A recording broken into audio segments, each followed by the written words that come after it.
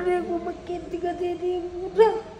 Ijoolleen koo abbaan qabanii dargaggoon waggaa torbaa rakkadhee wajjin jiraataan ture. Amma immoo sombaa fi ani kanaan dura nagadeetan baay'ee nagadeetan ijoollee kan koo kana bulfadhee tamarsifataa ture. Ituma akka jedhu amma dhukkubsadhee of dadhabeetu mana ciisuudhaan faadhaan haakimii dhufu. Haakimiin immoo onneedhaa naan jedhan barreen gaddaa.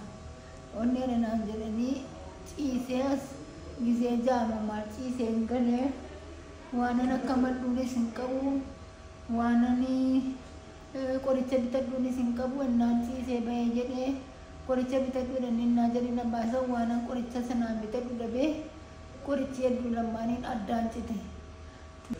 Deebi'ee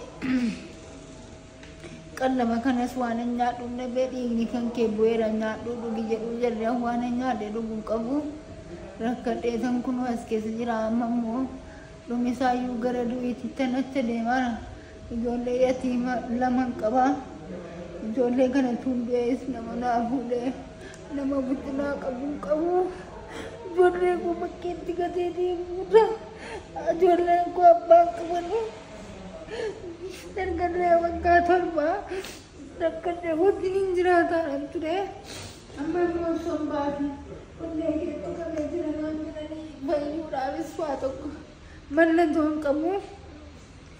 Akka namaaf walgaa qabaadhee bakka waan gahaa bakka kiminnaan gahaa dhaqeen akka madda jeena sabaa.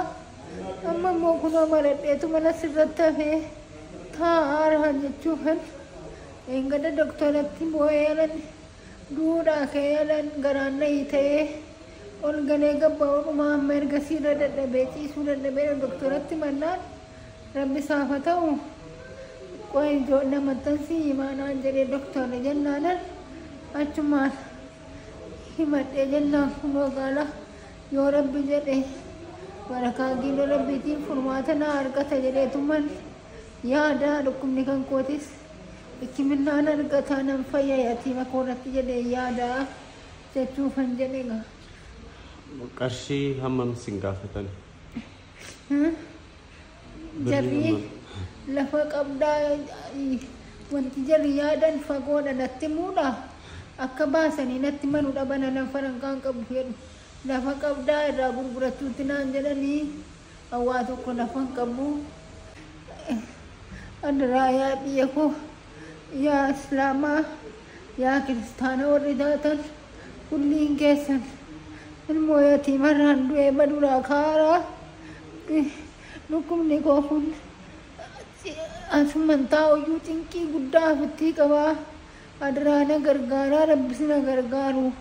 Ijoollee kana yatiimarratti na hambisaa. Ijoolleen kan koo bakkeetta fuusii malee waa tokko hin jiru.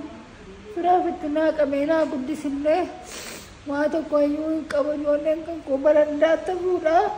Cinqameen guddifadhee kaanaan kana ni madhaa biyya hundattuu iyyuu jechuudha.